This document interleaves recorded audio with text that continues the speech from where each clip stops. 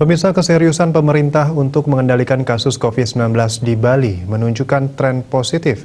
Hal ini terlihat dari semakin menurunnya jumlah kasus aktif di Provinsi Bali dalam 5 hari terakhir. Sejak 16 Agustus hingga 20 Agustus, kasus aktif di Provinsi Bali terus mengalami penurunan dari 11.303 kasus aktif menjadi 10.387 kasus aktif.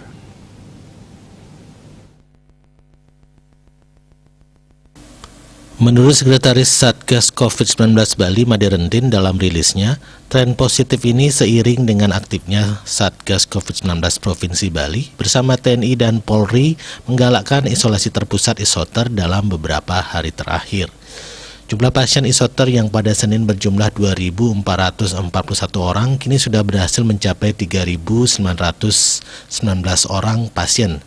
Jumlah ini masih berpotensi terus meningkat dengan semakin banyaknya lokasi isoter yang disiapkan pemerintah. Pada Jumat tercatat terdapat 363 tempat isoter yang tersebar di seluruh kabupaten kota dan provinsi Bali.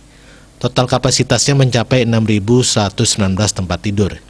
Ia menyebutkan kasus aktif saat ini didominasi oleh orang tanpa gejala OTG atau gejala ringan. Ini ditunjukkan dengan jumlah pasien isoter yang diperkirakan sudah lebih banyak daripada pasien isoman.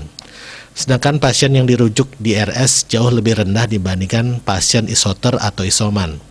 Untuk terus mendorong tren yang baik ini, Satgas COVID-19 Provinsi Bali tetap mengimbau agar masyarakat yang menjalankan isoman secara sadar pindah ke isoter yang telah disiapkan oleh pemerintah daerah sehingga pandemi menjadi lebih cepat terkendali.